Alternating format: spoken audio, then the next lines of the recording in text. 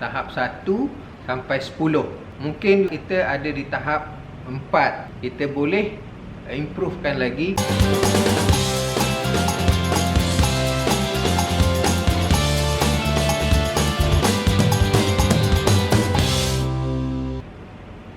Hai, Assalamualaikum warahmatullahi wabarakatuh. Okey, hari ni kita nak bercerita, berkongsi sama-sama buat semakan berkenaan dengan surah Al-Fatihah. Okey, apa yang kita ada. Okey, maksudnya surah Al-Fatihah yang ada pada diri kita tu macam mana?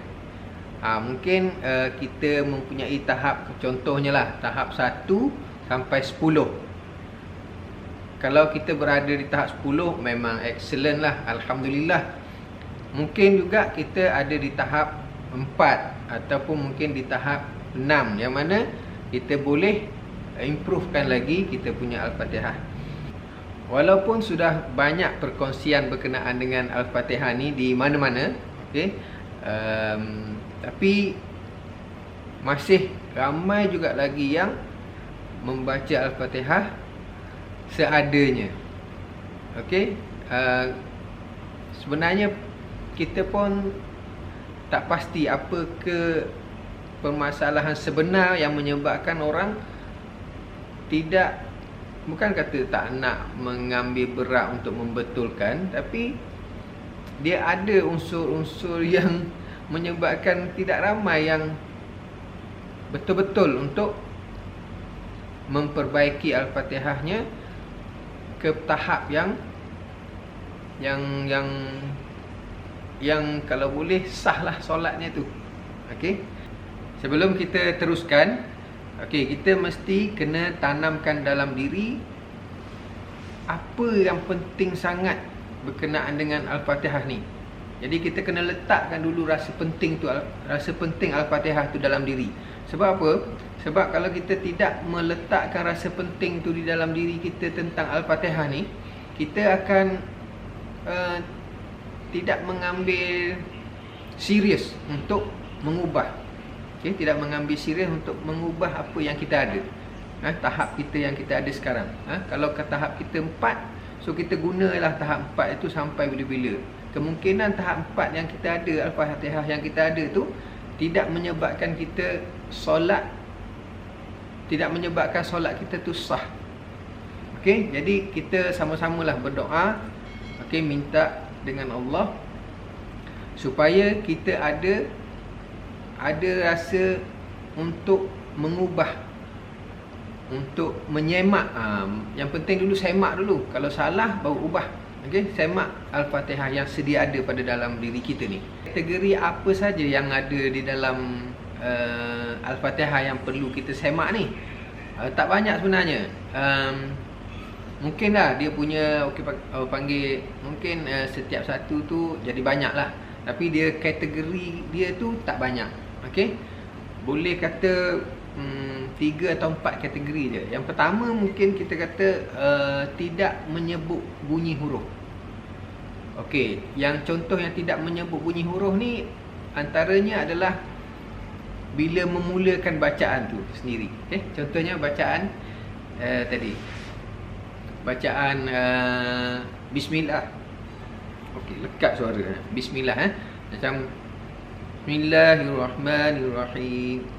Macam B tu macam tak bunyi pun. Okey, bismillah ni penting sebab bismillah adalah termasuk di dalam Al-Fatihah, di dalam bilangan ayat Al-Fatihah. Okey.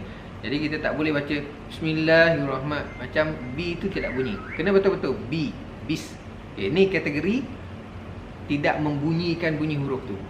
Okey. Contoh lain macam sebut Ihdinas siratal mustaqim. Ihdinas siratal mustaqim. Tidak bunyi, i-nya tak bunyi. Ihdina tu, tu tidak bunyi. Okey, itu kategori macam meninggalkan bunyi huruf. Okey. Yang kedua, ada yang baca Al-Fatihah ni dengan meninggalkan huruf. Okey, meninggalkan huruf. Maksudnya terutama sekali pada huruf-huruf yang bersabdu. Okey, kalau contoh mudah macam kita baca Bismillah.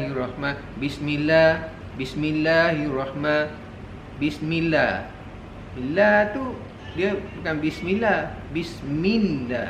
Maksudnya bila bersabdu dia ada dua huruf lam. Jadi bismillah, bukan bismillah. Bismillah, dia jadi tak betul lah. Sama juga kita baca Bismillahirrahmanirrahim. Patutnya hirra, sebab ra tu sudah ada dua. Jadi kita kena tekan. Sama juga dengan macam baca iyyaka na'budu. Jadi di situ ada sabdu juga iyyaka na'budu. Jadi kita di situ kita sudah menghilangkan huruf. Okey, itu kategori yang kedua. Mungkin ada lagi kategori yang ketiga. Yang ni pun besar juga kesalahan dia, memang sangat besar, menukar huruf. Okey, contoh menukar huruf ni, huruf ta jadi ta. Ihdinas siratal mustaqim. Ra dah jadi ra satu, itu bunyi lain lah. Ihdinas siratal, patutnya ta. Ta dah jadi ta. Siratal mustaqim, jadi mustaqim.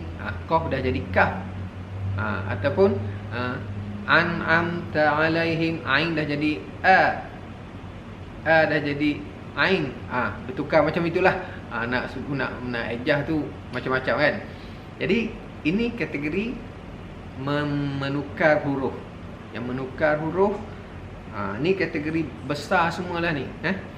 Tinggal huruf, tak bunyi huruf, tukar huruf. Tu. Okey. Lepas tu kesalahan tajwid yang biasa adalah waladdallin. Pastikan cukup 6 harakat tu. Di video yang selepas ni, video akan datang ni, kita akan semak dan tengok mushaf, tengok ayat-ayat Al-Fatihah tu. So kita akan bedah pula. Kita tengoklah satu-satu hurufnya dan macam mana sebut dia, supaya kita lebih sahih akan penyebutan huruf tu. Okey, so untuk video kali ni cukup sampai di sini saja dahulu, untuk orang kata bagi kita semangat ataupun bagi kita kesedaran untuk menyemak kita punya Al-Fatihah. So untuk semakan yang seterusnya tu, anda boleh refer kepada video yang akan datang ni. Okey, so Assalamualaikum warahmatullahi wabarakatuh.